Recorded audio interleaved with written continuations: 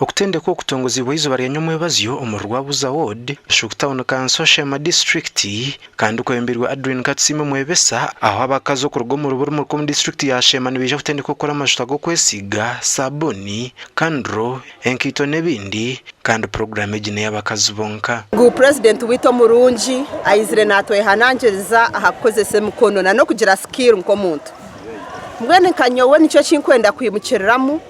ngo buri muntu wena buri mucyara akazi agire kiyakorekaye arukozese mukono ye ahabo kuba turi yakora ibintu bakwete byentunguka nyowe ngashwerwa mushisha takora nyowe tinashone mweno sha kutitosha oshanga umuntu agumiza ati nyowe ni ningasha cyo munsi ati tindashomere atomushisha wanje takora hatoshanga yaye wamaskobati ayefu company yitu eruko kubasa kubahamiza ngo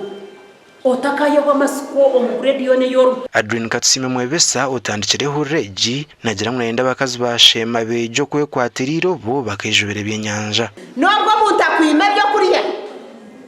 nobwo muntu akwima byona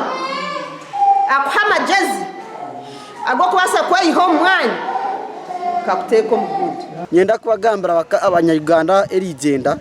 obworo biro bworo tariho ndwarambi erukutiza hansi yiguranke kigambe cyo kwita obworo ehurregere cyariro kuyumsira kari umukazi hamwe no kubahwera koresa byo bwire bwabo ibintu by'emikono tubire tutakabirebireho tubetakarebera bari kutwegesa konkamwe twashemerwa bwahunare Adrian Katsime bisha kuturetera abantu basibari batwegesa rugero kutwayega twenda twemaririze twehayirize twashashagwire bwa bushantwe ndakwega gasha kwa mayiko atwakire